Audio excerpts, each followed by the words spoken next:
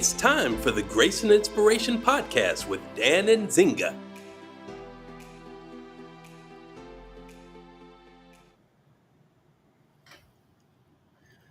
Greetings and welcome to the Grace and Inspiration Show. As you guys know, my name is Dan Nzinga. I love having these conversations on Sunday to, rejuvenate our spirit. And I always start with why we call it Grace and Inspiration in case you're the first person, the first time you're watching the show. So grace, the word grace means a lot of things. One thing it can mean, or that it does mean, is to get more than you deserve. Okay, so God gives us grace when we have life.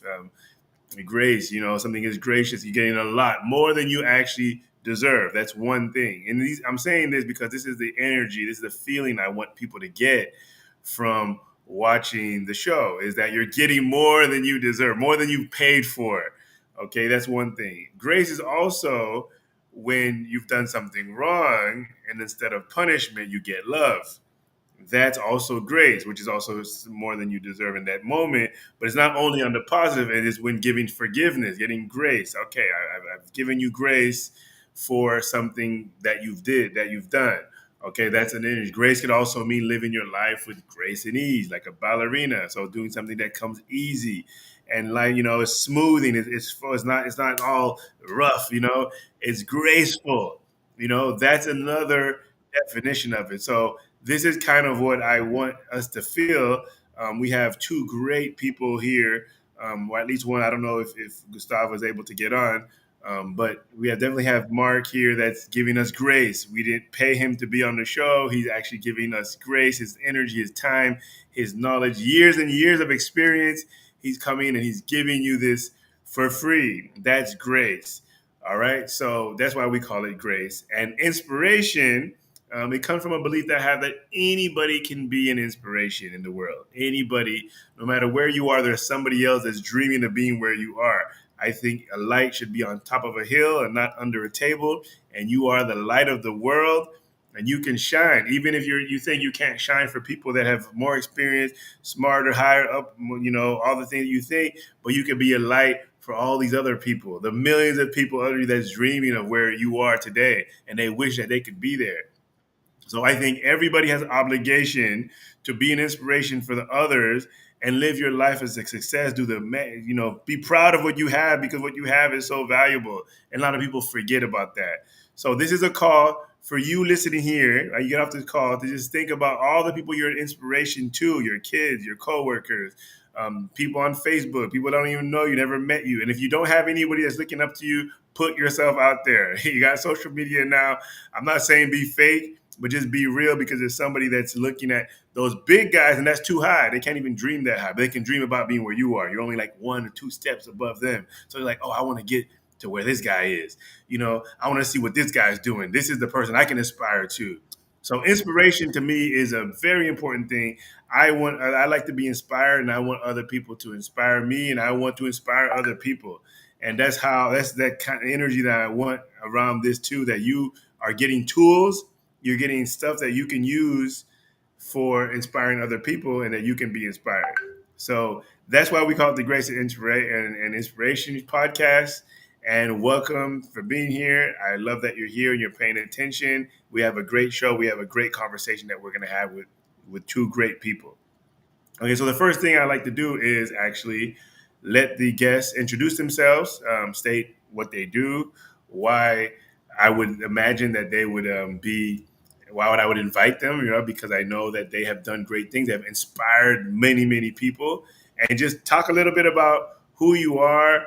And I want to say this too, like normally, for people who watch the show, I'm wearing my white DreamWorks shirt and everything. But today I thought I would wear red, because we're going to talk about action, taking action, because that's one thing that really matters to you, like taking action and how you take action. So red stands for action, red stands for go, red stands for all that other stuff. All right, go ahead, Mark, introduce yourself. Good afternoon, everybody. Thank you for having me on the show today. And really, my day-to-day job is managing 280 properties, more or less, for owners who are out of the country. And one of the great things about owning property is that it's one of the best ways for generational wealth, meaning people can carry their funds from generation to generation, from family member to family member. In that time, I've grown into a trainer for the company and a speaker into other organizations, and cultivated a small following here locally with me training people on money management and growth, generational wealth, and so forth. So grateful to be here. Awesome, awesome. And as you guys can tell, like I was saying, you are in a position, Mark, where other people aspire to be and dream of being in that position. And I'm happy. Right now, I see we have 516 people as of now watching. I think that's the most we've had. So you've already causing a big impact just by your presence being here. Is Gustavo able to talk? I'm not sure.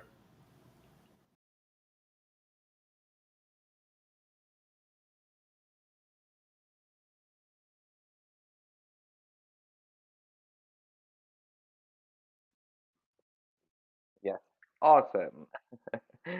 Thank you so much, Dan, firstly, for inviting me to the show. And yes, I'm into marketing, coaching, and consulting for small businesses, startups. And what I like to really do is take marketing in a different aspect.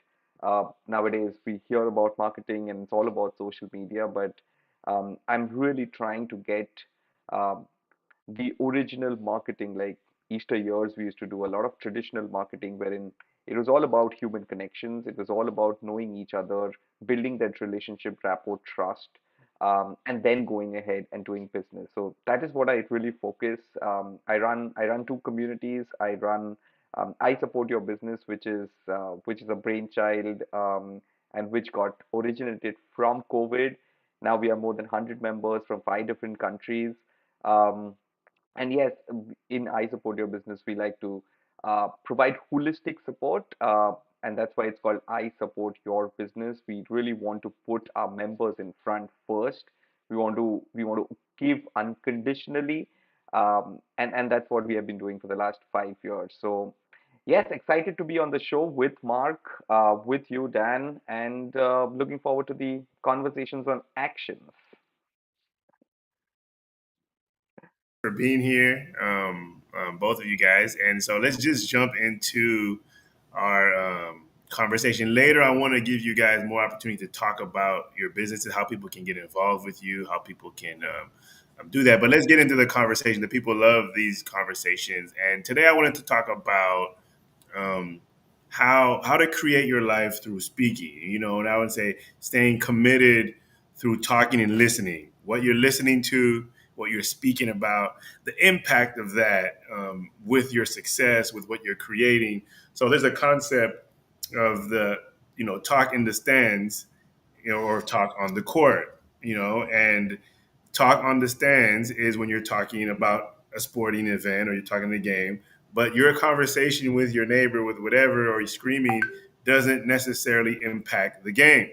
Mm. It's a different conversation versus the conversation that the coach is having with the players, or the players are having with each other about the game. It's a totally different conversation. That conversation impacts the game versus the other conversation talking to stand doesn't impact the game. So sometimes I'll even be with my team, they're talking about something. Is this a talking to stand, or is it talking the game? Are you gossiping about your neighbor? Are you gossiping about something that you have no intention of of doing anything about? People out talking to somebody, and she said, we're in this island called San Andreas in Colombia, and she has friends sending her tons of stuff about the United States drama. She's like, okay, do you want me to sign a petition? What do you want me to do with all this? I just want you to be Mm. informed. And she's like, yeah, this is talk in the stands. I'm not. This is not informed. Like, I'm not there, and I want to do positive things. And I think that that's like the idea. So I was like, you know what? I'm going to talk about this on my show. How can we develop this concept more? So either, whoever, Mark or Gustavo, wants to jump in there. My question would be, um, you know, how do you differentiate talk from the stands and talk on the court? Yeah, in your life. Mhm. So it's an interesting question. You made me think of a couple of things. First off, it's also known as noise. Doesn't mean it leads to anything, right? It also led me to believe or think about when a person, a fan, let's say at a football game or soccer game, says, "We lost," and I always ask myself, like, why would you say we lost when you weren't playing? you weren't an active participant of the actual game. And I know that there's a sense of ownership and not patriotism, but being a good fan. But the reality is that the people working on the court or on the field are the ones that went through the blood, sweat, and tears, and nobody can put themselves in and understand what happened in that specific game for them. I think that when you look at, recently I became part of an organization called NAHREP, National Association of Hispanic Real Estate Professionals, and I became an educational board member there. And one of the things that I wanted to do was make sure that when people came to train, they got tangible information that can help them make money or get better or be better themselves. And I feel like when you look at information, you have to look at it and say, okay, am I what I'm listening to or what am I reading? Does it add value to me? If it adds value to me and I can use this to make money, to help somebody to grow, whatever that may be, great. If not, then use the concept of it goes in one ear and out the other. And I think that's what we need to learn, to filter what's good for us and what's bad for us. And a lot of times we're not good about filtering. Some people are very good about saying yes, yes, yes, I'll help you, I'll help you, I'll help you, to their own detriment. And you have to learn to say, no, I can't do that. Not because you don't want to help, but because it really doesn't further your cause or your situation or that of another sometimes. Yeah. Actually, you just made me say something before Gustavo goes, is that um, this conversation is actually for people that want to cause something in the world. Okay. If you are not up to anything, it might not be that detrimental. But if you want to cause something and it's not happening, it could be your language. Or pay attention, because we're gonna go deeper into this. It could be how you're speaking and what you're talking about is stopping you from doing great things. So, Gustavo, I want to hear your thoughts on this. Thank you so much, Dan. I think really interesting question.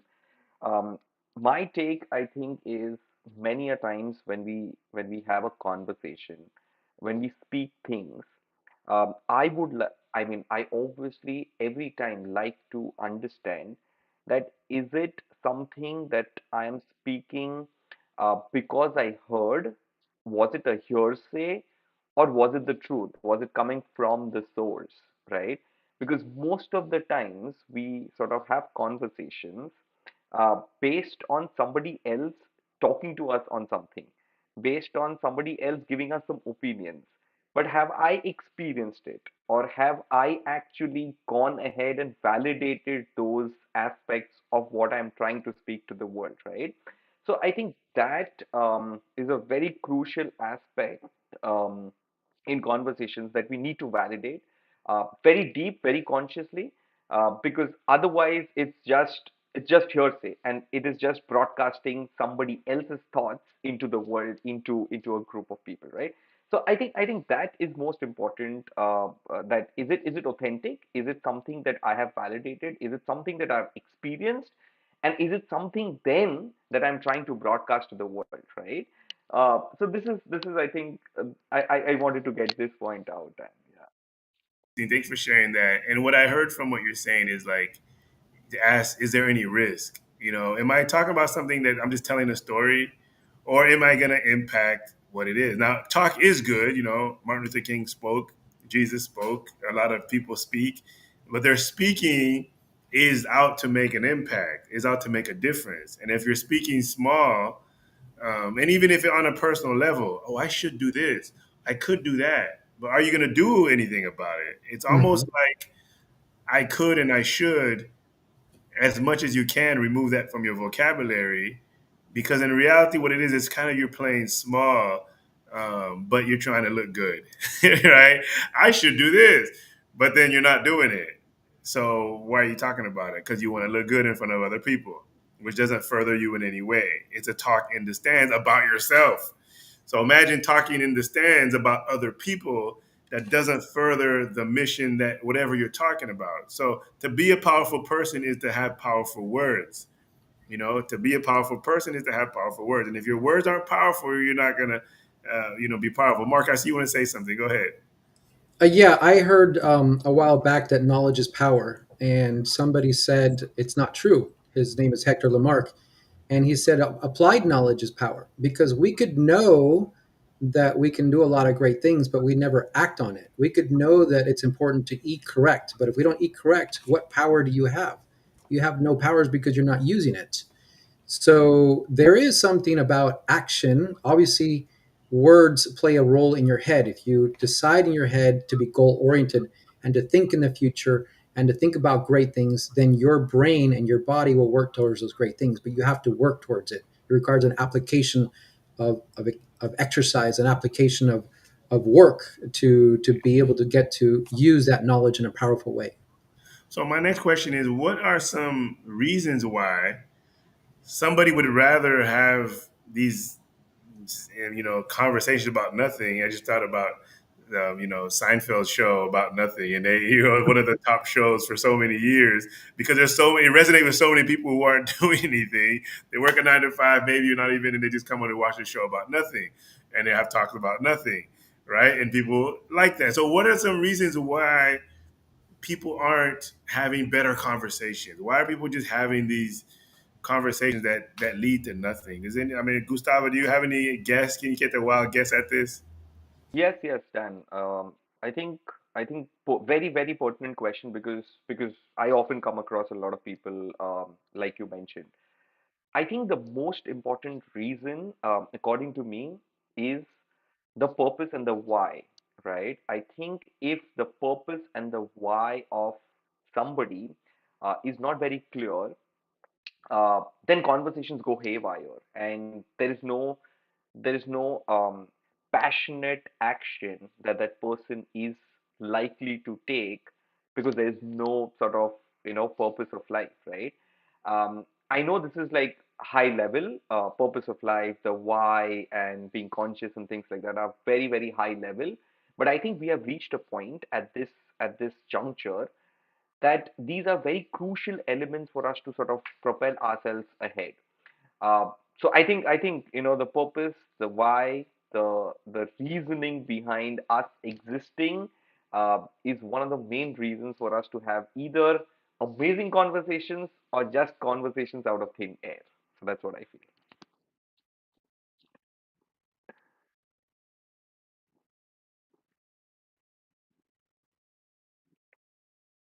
Our day. I will tell you that the network of people that you have in the Inspiration Network is great. Why? Because every day I'm flooded by positive attitudes. But if I go out into the real world, I'm going to see negative attitudes. So I have to pick and choose where am I going to spend my time efficiently. So give you two points that I at least I know. I can't tell you specifics on terms of percentages, but I will tell you that if I have two office workers and one is very, very successful and very, very productive, and you put somebody who wants to aspire to do better, they're going to increase their output because they see this person doing well, right? And so the same thing happens when you have a parent or two parents who went to college. The likelihood of that child going to college is much higher than if the parents did not go to college, right? So my question is, who are you putting yourself in front of every day? If you're putting yourself in front of people who are not aspiring to do more, who are not challenging themselves, who are not meeting their goals, then I think that you're not going to be meeting your goals and you're going to be talking the talk in your head that is not necessarily the best. But if you surround yourself with people who are successful, who want to change their lives, who want to change other people's lives, because I think that that's a great thing to look after. And then you put yourself in a realm or a group of people that do that, I think that you're going to change for the better as opposed to the worst. Yeah. What I heard you say, which interesting, is that um, it's like some people are observing life without responsibility. They're like observing how things, but they're not putting themselves out there. There's, criticizing something with no risk is easy.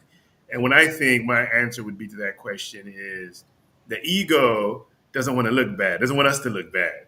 So if I'm not taking any risks and I can't look bad, I'm just playing it as safe as possible, and everyone's playing it safe till death. Like it's just like I'm going to make it safe because then you won't look bad, and you minimize the risk to look bad. So, what are some ways or some things that people can start looking at themselves and say, okay, I'm going to take more responsibility or more risk or not looking bad, because it's easy to criticize people from a distance, but when you come to it and say, hey, you got to come from, like, what are you going to do about it? And then people don't like that conversation. right? Because then it puts them on it, and then they might actually fail. So the point of like, oh, I'm afraid to fail, or I'm afraid that's all the ego. Because we're here to learn, we're here to do things, we're here to take risks. If you're out to cause something big, you're not afraid to fail. You're not afraid to look bad because your mission is good.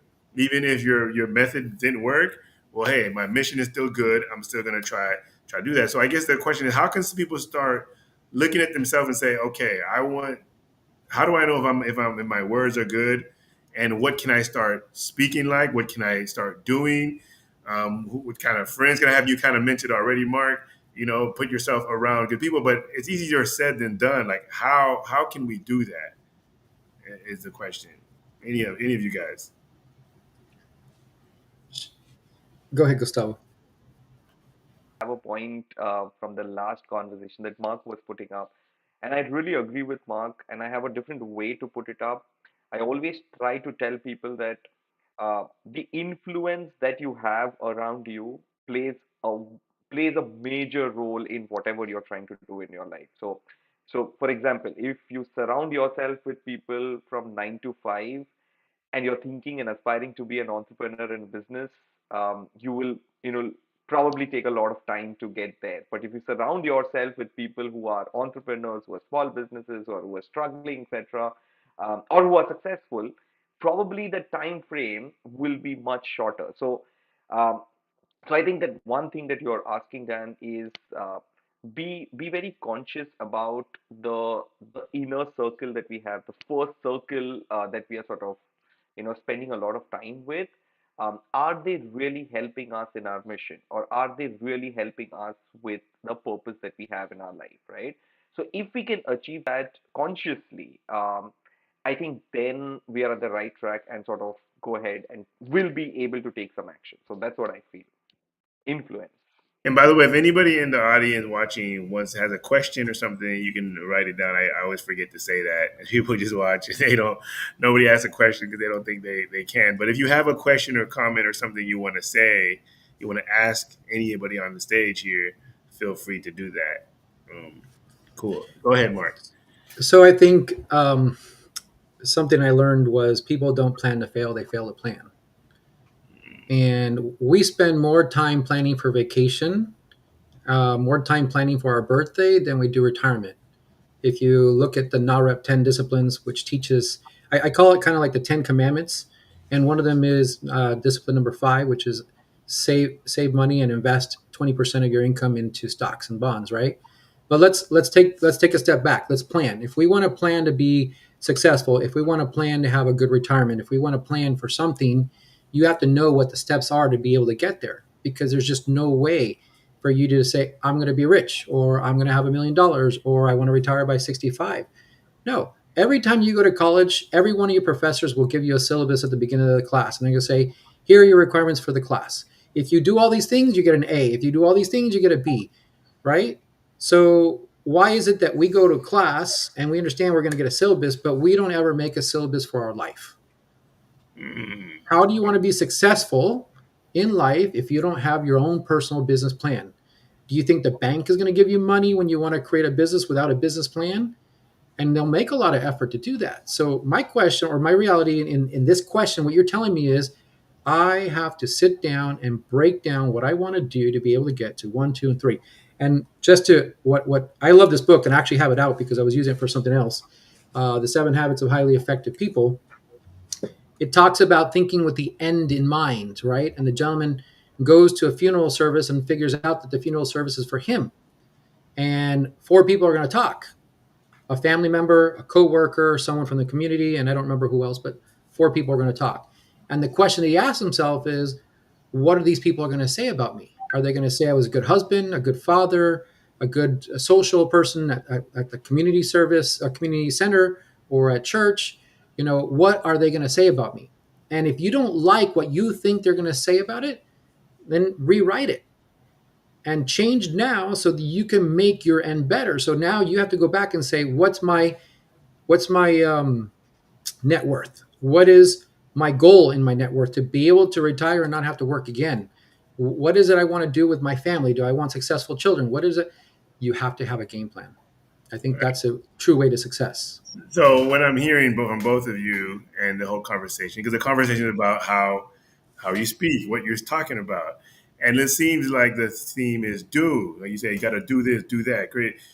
So action versus. So I'm in the stands. I'm not doing anything about what I'm talking about. I'm thinking versus I'm doing something about it. So now we're getting the conversation into taking action and what action is, because that's what makes the difference between talk in the stands and talk on the court is actually, are Hmm. you actually taking action with what you're doing? So there's some words when you're complaining and you don't plan to do anything about it, it's just complaining. But if you're saying stuff like I promise, I commit, I'm going to do.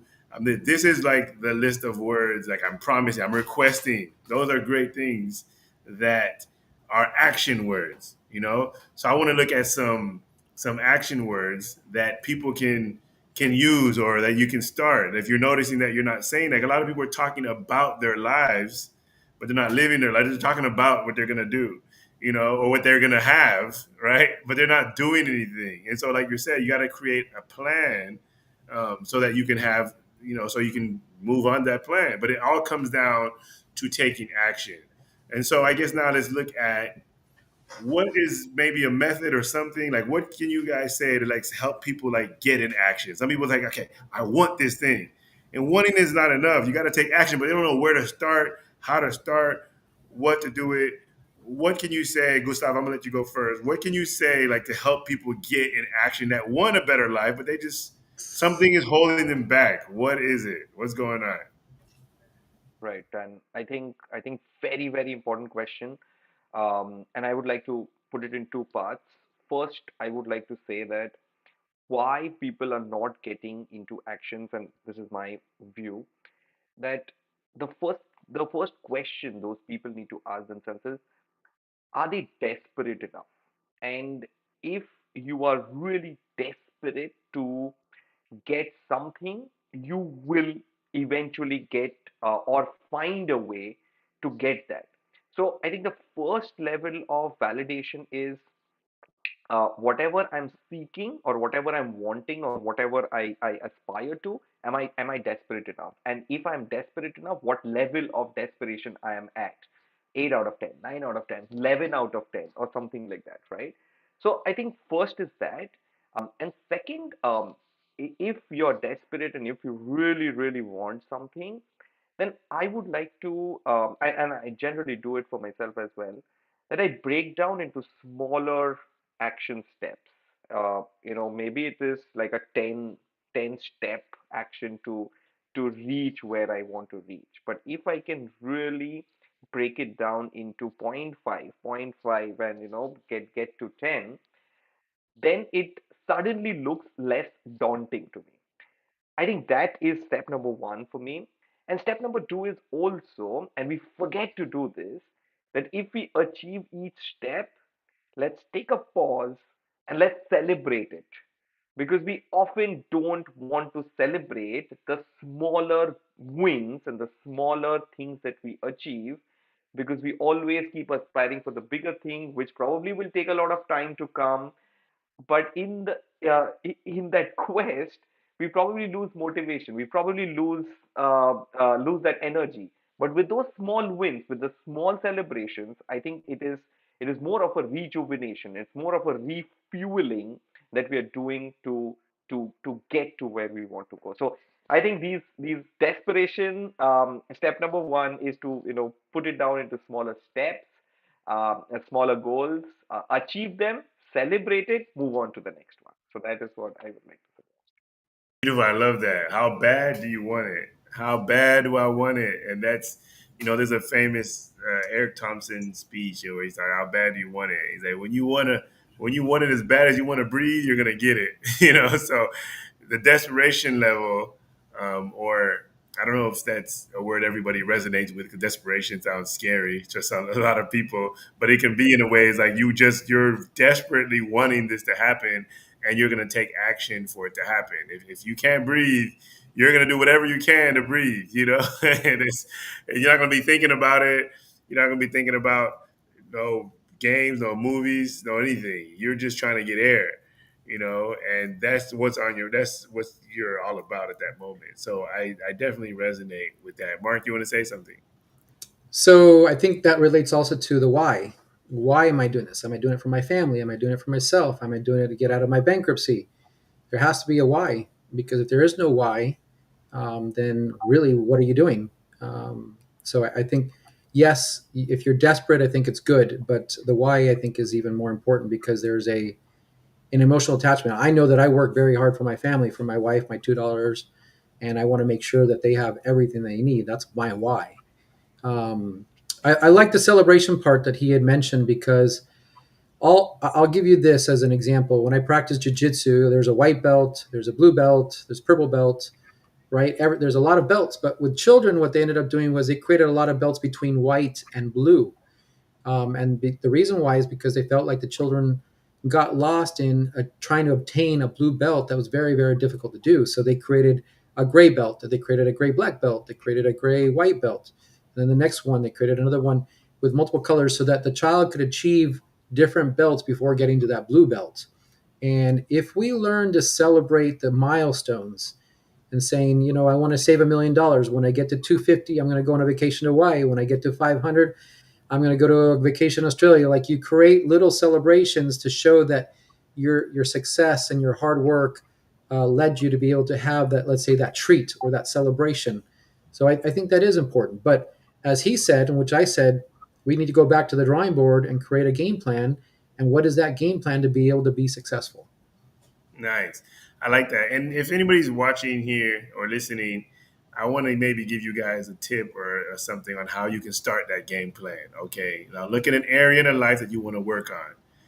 And your conversation is, if you can say, I promise, and finish that, or I request, I declare, those are action words. And if you can't say that, like you can't promise anything, you have nothing to request, nothing to declare, nothing to invite. I invite you. Like, start saying, okay, if I'm going to talk about this, who am I inviting? What am I doing? Those are action words. And if you're doing something where I don't want to make any promises, I'm not have nothing to request, I have nothing to declare, I'm not going to invite anybody to anything, then you're not in action. Action words are, you are inviting people, you're declaring. Both Mark and Gustavo have things to invite people to. They have things to declare. They have goals they're trying to get, as do I. And those are people that are in action, and that's how you know. So when people have nothing to invite, nothing to declare, nothing to request, they don't even want to have a conversation with you. You reach out, you conversate. They're like, oh no, they just want to watch Seinfeld all day.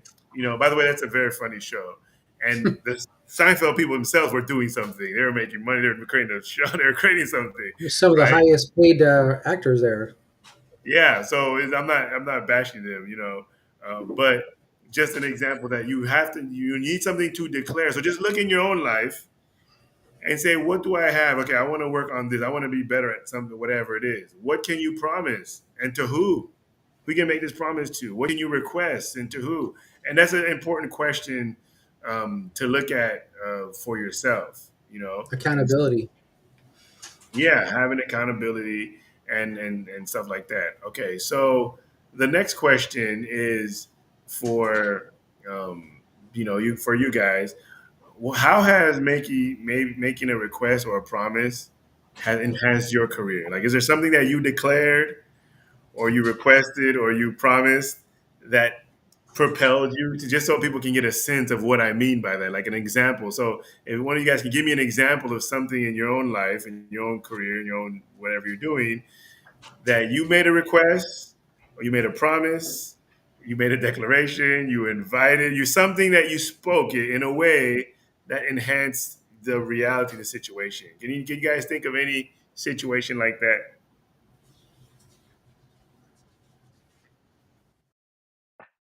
Okay, sure. So, I think, Dan, I completely agree with you. And I have practiced it, and I have an example ready. That's why I wanted to jump in first. So, 5 years back, there was this workshop that I attended, and this spoke similar, that you need to sort of declare, you need to put it out to the world, because as soon as you put some things out to the world, then you're accountable and responsible to sort of go ahead and achieve it. And they made us do a very, very interesting activity at that workshop live, is put out a post on social media that you're going to achieve this in the next 5 years or 3 years, whatever. And to be very honest, and I'll tell you the exact thing that I wanted to do. Uh, so I put out a post that in the next 3 to 5 years, I, or me and my partner, we will be on a record book, and we mentioned also Guinness Book of Records and other record books. And I mean, I don't know what transpired, how the universe came together and things like that. In exactly like 2 to 3 years, we are on a records book. We are on an India Book of Records where we did like an entire tour on a four-wheeler, 101 days and things like that. So what I'm trying to get out of this is, as soon as you sort of put it out to the world, and right now social media is a big, big aspect that people are watching, people commented. So on that post at that time, people actually commented that, oh, what are you planning? Oh, what are you going to achieve? And things like that. So that kept me pushing. I sort of commented on it, I replied on it, and things like that.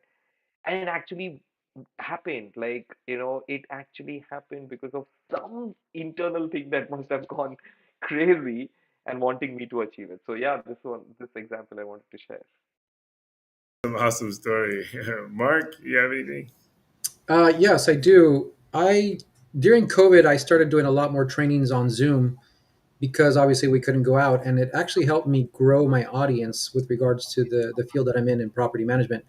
And I started teaching a class called the lease agreement. And what I taught was all the mistakes that realtors were making when filling out the lease and how to protect themselves, the owners, and the tenants. And my true goal was actually to train at the Board of Realtors. And the Board of Realtors is an organization where all the realtors have to sign up and get their license connected to the MLS, which is where everybody can see all the houses on for sale or for rent. And it was a very daunting task to get in there because there's like 60,000 members. And I remember finally getting in front of a person, and they told me, no, we already have somebody doing that. And it was like, well, okay. And so another gentleman said, can you do it in Spanish? I'm like, yeah, I can do it in Spanish. And the lady said, oh, okay, then we're interested. And I sent her my video, and I worked really hard at making sure that it was prepared. And she looked at it and came back and said, you can teach in English and Spanish. So it went from a no to a maybe to teaching both. And so I worked on that goal for nearly 2 years. I finally got in there, and now I'm training about once a month, sometimes twice a month at that organization. But it was a vindication of my class being really, really good, because I can say my class is good, but when you have an organization out there saying your class is so good, we're going to send it out to our 60,000 members, I feel like that's a nice little stamp of approval. So, yes, that was one goal that I put in place, and I finally got it. Wow, that's awesome. I gotta ask Gustavo, what is the record that you guys broke or that Hmm. you Yeah. Okay. So basically, we did, both me and my wife Lakshmi. We were on a pan-India road trip. So we covered 19,800 kilometers in 101 days. We covered all the 28 provinces in India, 5 union territories. And the record title that we got was, we covered maximum number of national highways in a single trip by a duo. So that is what we achieved, and we were felicitated by the minister of roadways, because obviously we traveled on all the national highways across the country. So that is the record that we got. Yes. why was that important to you? We were supposed to leave India and obviously move to Canada, and we wanted to touch, feel, and experience India, not by just roaming around, but actually visiting each and every place, meeting people, tasting the local cuisines, experiencing the culture and things like that. Because I think, I mean, obviously, everywhere across the world, you again have hearsays of about a particular place being safe, or being sort of nasty and being whatever. But we experienced like nasty places that were always spoken about in India. We went there and we stayed with locals, and we realized that okay, the nasty things that are being spoken by people, even our family members, are actually not true. Um, and because we went there, we validated ourselves, we experienced ourselves. Now we can go out in the open and say that, you know what, we have stayed there, we have spent time with these locals. So what I'm trying to say is, uh, I think we wanted to taste, experience, and touch India uh, through the road journey. So that was the thing. Congratulations. Yeah, congratulations. And so now we talk about words and talking and then taking action. And one thing now I want to move to the next part is about the confidence. And this probably the last part that I want to talk about each of you guys' own stuff. Like, where do you get the confidence to do that? It's something that you've never done before, something you've never tried, something that might be possible, might not be possible. How do people find that confidence to do that? And I kind of want to talk about each of you guys' why later, because we talked about, you got to have your why. If your why is strong enough, there's a lot of people that have strong whys and they're still not taking action because they don't have the confidence to actually do it, and they don't have the how. Like, okay, I know the why, but they don't have the how, and maybe they're not taking enough action to figure out the how. But one common thing I get is, how do I know this is the right way? And then they're just stuck with fear instead of having confidence. So what advice or what can you guys give people as some kind of coaching to overcome the fear and to get into action? Like, where do they find the confidence to do this? My question is always, what could the regret be if you didn't do it? Mm, So let's talk about financial planning. If you plan on saving enough money for your retirement so you don't have to work anymore, that's great. If you don't, do you want to be working at the local grocery store? Do you want to be working at Walmart? Do you want to be living at home with your children so that they have to take care of you? What is the regret? Is the pain of not doing something better than the pain of doing it and getting to your goal? right. And I think people fear doing the wrong thing. They know that if they got to do something, but time is passing by, right? And they don't know what is the right thing to do, and it's where the confidence comes in because you don't know the future. You're like, what if I sign up for this thing and I lose all my money? What if it doesn't work? And it's all these horror stories. So I don't know, But Gustavo. trying is better than not, right? Because Right. I mean, look at I always think about, and I'm sure people have heard this already, but Jordan and Babe Ruth. If you look at how many times they missed the basket by comparison to how many times they make the basket, like or hit the ball, there's a big amount of misses, and so there was a famous tennis player saying that he won about 54% of the time or 53% of the time his plays. So he was barely winning every time, but he won quite a bit and was a champion. The question is, are you taking the are you trying to make the basket? Are you trying to hit the ball? Are you what is it you're trying to do? Because if you don't try, then you're still failing, right? A They always said in Taekwondo, a black belt is a white belt that never quit. Mm, So, do you want to be the black belt? Well, you got to work through the belts, right? right. Right. Cool, Gustavo. And the aspect of confidence, what can you say about that? Right. So firstly, I think again I have some steps here that I follow for myself, and it has worked for me. So that's why I want to put it out to the world. I think I completely agree with Mark that the why and the purpose, and I also mentioned it earlier that the why and the purpose needs to be super strong as to why we are doing what we want to do. I think the confidence again comes from achieving smaller milestones and celebrating it. So as soon as if I can break down a daunting task into smaller steps, smaller milestones, and go ahead and achieve it, internally, I'm giving confidence to myself. Internally, I am gaining that motivation, that confidence, that inspiration, whatever you call it, for taking the next step, for achieving the next step. Also, I think in through this journey, confidence also comes by somebody besides you who is really wanting to push you. who's really wanting to be with you in order for you or together as a team to achieve what you want to achieve. Now that can be anybody. That can be your parents. That can be your brother. That can be sister, like wife, partner, whoever. A coach, a mentor. Doesn't matter who that person is.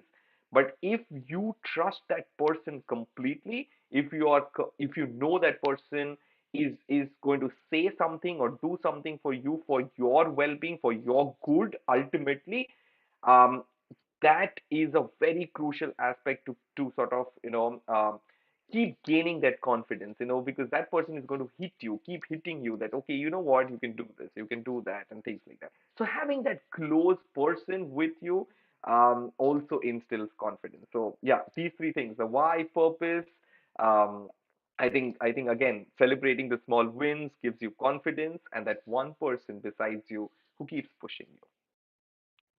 So there's Dan, two things. Yeah, go ahead. sorry, I'd like to add a piece of that puzzle to what he just said because I completely agree with the coach. I want everybody to ask themselves what professional sports player or actor or anybody else, including the president, doesn't have somebody who coaches him and gives him information to be able to be better. Right. There isn't anybody, but we try to live our lives like we don't need a coach. So stop living like you know everything and get a coach, whether that's a financial coach, whether that's a vocal coach if you want to sing, whatever it is, get a coach. Right. No, absolutely. And some people will be like, "Oh, they don't know my life. How can they tell me what to do? How can they?" They're not telling you what to do. And there's a lot more people like you than you probably think. So people have experience in doing that. But I want to give my 2 cents on the confidence thing. These are two things that I use. So most people say, "Okay, I'm going to try something. Either I'm going to make it, or I'm not going to make it. Like if I'm successful, it's going to fail." So I encourage you guys or everybody that's watching to kind of shift your thinking. Don't think about success or failure. Think about, are you going to survive this? So if it's not going to kill you, okay. I'm about to send out a bunch of newsletters. Oh, it's going to work. It's not going to work. That shouldn't even be the conversation. Can I survive this and do it again later? If it all fails, can I do it again? Am I putting my life at risk? So now, if you're going to die, think really, really good. Like if there's a 50-50 chance you're going to die, think really good. But if you're doing something like business or something where you're not going to physically die, you might lose some money, but are you going to die? Are you going to lose all of your money? Like that's all these questions. Then my key is not really succeeding, is surviving, because in the survival I get to try again and I'll get there. It's like a little step, but it's always more about survival. That gives me I get my confidence from survival. Okay, I had my team say, "Hey, let's get on the airplane. Let's go to San Andreas." It was like it's like a 20-minute conversation. San Andreas is an island off the tip of Colombia, and I've never been. I've heard about it. I always wanted to go for years, and I never gone. And then I just asked, "Okay, am I going to survive this if I go?" I'm like, "Yeah, just go for a month. Will I survive?" "Okay, I got to pay." I looked at the prices, looked at the tickets. "Okay, I'm not gonna die. But if we go there and it all goes terrible, I'm not gonna die, right? I can come back. Maybe I'll come back and less happy or whatever. But can I redo what I was doing? Can I come back to normal life?" And usually the answer is yes. So I get my confidence from that, knowing that I'm not gonna die no matter what happens. So let me go do it. So that's one way I think that gives me confidence. The second way I think is I make everything about an experiment. I'm a student in the game of life. I'm not the teacher all the time. I'm the student. And students have to do experiments to see if something's going to work. I have to do an experiment and it doesn't work, hey, I figure out how far I can go and how far it works. I learned something. I'm smarter now because I was doing an experiment. If it works, I'm a genius. I figured it out. So really, like and you can even tell people in your life, tell everybody, hey, I'm going to try this thing. So people can't even see you as a failure because you say you're going to try out something. I can say, hey, I'm going to try to go to San Andres.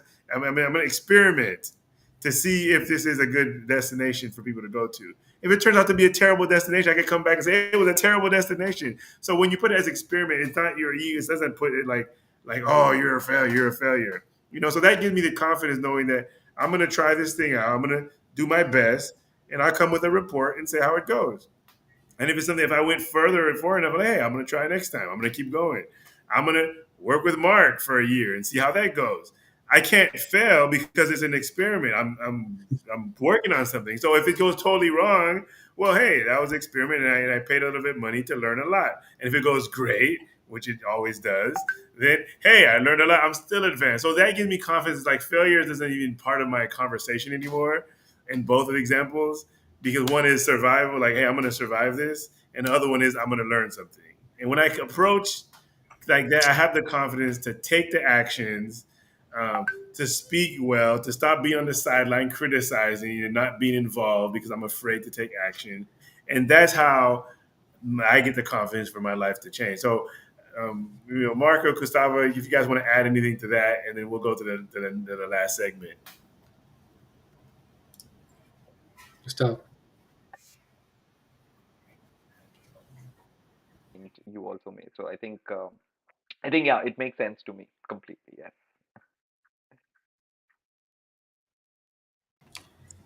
Yeah, I think people need to understand that failure is part of the process. And sometimes our greatest trainers in life is the actual failure because we figure out a better way to do it.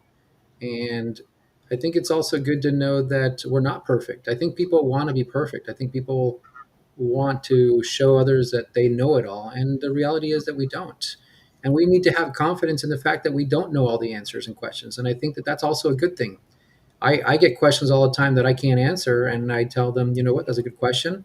Let me research it for you and get back to you. I'd rather somebody tell me they don't know and will get me the right answer as opposed to somebody who's going to fake it and say that they know something that they don't really don't. And it's impossible to know everything.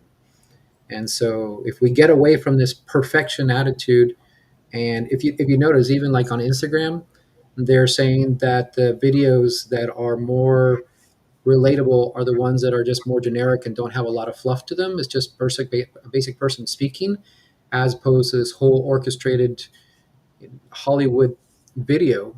They actually see that the videos that are just off the cuff, straight video from the phone in the middle of the street generate more views.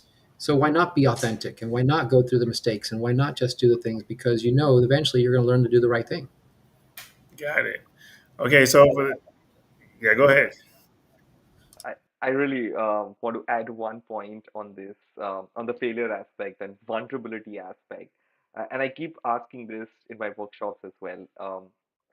So the one thing that I ask people is, why are they not able to share their failures or vulnerabilities or whatever challenges very openly? So obviously I get an answer that, I'll be judged, I'll be looked down and things like that. All these kind of comments come in. But then I ask them that, okay, fine, if you get judged and things like that, what happens on a TED talk? What do people share on a TED platform? And after they share their vulnerability so confidently, so boldly, they have accepted their vulnerability, what happens after that? A lot of following, a lot of likes, comments, a lot of opportunities, a lot of collaboration opportunities, and things like that. So I think right now it is the ideal time for us to open out our vulnerability in a way that we are okay with not being perfect, and we are and people are not expecting to be okay, and that's a pressure that we have created. I don't know from where, that we need to be perfect. I think social media has added to it a lot, that everything needs to be perfect. It cannot be perfect. We have to accept it. So yeah, this is what I wanted to just add. All right, thank you guys. So for the last 5 minutes, I want each of you guys really to talk about why. First of all, maybe you could talk like a little bit about your why, and then why somebody, what, how can somebody get in your world if somebody wants to either work with you or what you're offering, what's your invitation. Just take a few minutes, maybe like 2 minutes each or 3 minutes each, and I think your information will be in also the description if people want to contact you. But what are you up to? And what's your why? Why should people work with you or want to be with you? Go ahead, Mark. So great. Yes. Well, there's kind of two aspects. It both happens to deal with preparing yourself for the future.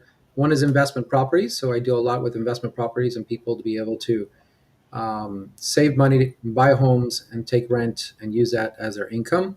And also financial planning in the sense of helping people understand what is they need to do to be able to get to retirement, how to protect themselves today, how to get out of debt, saving and balancing their day to day through a nice budget. So I help with budgeting. My why is really my family. I mentioned it early. I've been married for 28 years. I have a daughter who's 20 years old, about to graduate college. The other one is in college at 18 years old, and she has one more year. And they both are doing what they're supposed to do. But I think my biggest why is not just my family, but every day I try to see, how do I change somebody else's life? How do I make somebody else's life better? And I feel like I live a very blessed life. I think I live a life that's been easy by comparison to some. And I think that I've been challenged as a person to be able to give back. And my why is because I owe for those people who helped me, and I have to pay back that debt. And I think that if we go through life thinking that we owe a debt back to society, and understanding that we're not the greatest thing in the world, and understanding that we can do great things, that it's a different lifestyle for not just myself but also for others. And I think that it's also, I think about, I have a nonprofit for military veterans, and the nonprofit's called vetinfo.org. And every day we see 22 suicides for veterans. That's the official number. Of those 22 suicides, 70% happen within 1 hour. And within that 1 hour, those 14 vets, more or less, their lives could have been changed if somebody like you and I get in a life, share with them, help them, and work as a community. So I think my why is, how do I help my community? How do I make people better today? Not only financially, but mentally, physically, family life, whatever it may be. But the reality is that if we don't work together as a community, we're not going to get out of the problem that we're in. And if we change the mentality, we're going to help reduce the suicide rate.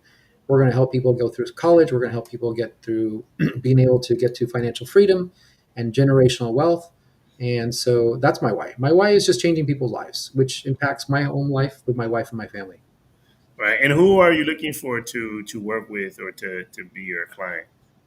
So, in terms of my clients, people looking to invest in the Miami, South Florida area, and also people who are looking for financial freedom, helping them getting out of debt, save money for retirement, planning to protect their family. God forbid something would happen. All in that realm of financial planning. You got it. Cool. Thank you, Gustavo. Yes. So my why is very simple. It's like any activity that I do, like it can be personal, it can be professional, it can be social. If I'm able to touch a life and spread a smile on their face, I think most importantly, I'm content with it, I'm satisfied, and I feel that is success to me. So for any activity, so that's my why, and hence any activity that I do, my validation or a tick mark is this entire piece, that if I'm able to touch a life and spread a smile on their face.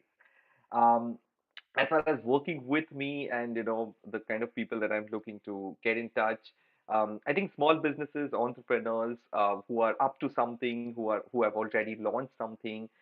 We have the platform, and I think Dan and I, we are both collaborated on that aspect.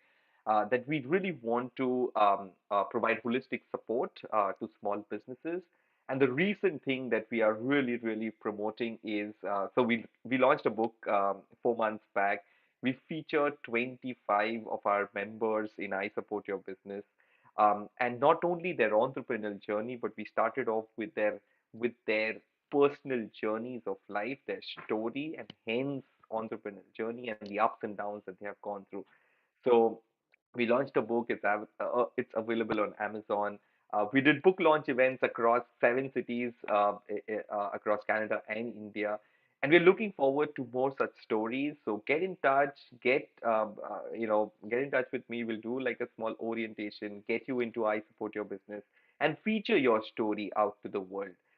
Because I believe that today everything is about your story. We might feel our story cannot inspire, like you mentioned, Dan. All of us can inspire, and all of us have the ability to inspire with the things that we have experienced in our life till now. So that is what I'm focusing. That is my mission at this moment, to get more and more stories out to the world, authentic stories out to the world. So yeah. you for sharing. And if you guys have a business, I would say Kaustav has a community, a big community called I support your business, and it's about supporting your business. So if you're an entrepreneur, be part of that community. It's great. I help coaches, mainly not all entrepreneurs, but coaches build their own community. So if you're a coach, I have a whole team across the world that will help people with your social media, um, posting for you, getting your Facebook group, your WhatsApp group, getting your Zoom call stuff, just doing all that other stuff that's kind of like a headache if you just want to talk and do your thing. So I support coaches to build their own community. I have my own community as well that's about personal growth and development and all that stuff. So anybody who wants to join, my information is on the bottom or in the description. And in October, we're doing a relationship retreat in Colombia. So if anybody wants to create a new relationship, find a relationship, if you want to perfect yours or work on yours, whatever it is, we're having a retreat around relationships. So if you want, reach out to me if you want more information on that. Guys, we're out of time. I really appreciate you guys for being on the show. And I appreciate everybody for watching. We had a good little crowd today. So thank you. And I will see you guys next Sunday on the Grace and Inspiration podcast. Thank you. Have a good day. Don't forget to like, comment, and subscribe. Thanks for watching the Grace and Inspiration podcast with Dan Nzinga. See you next time.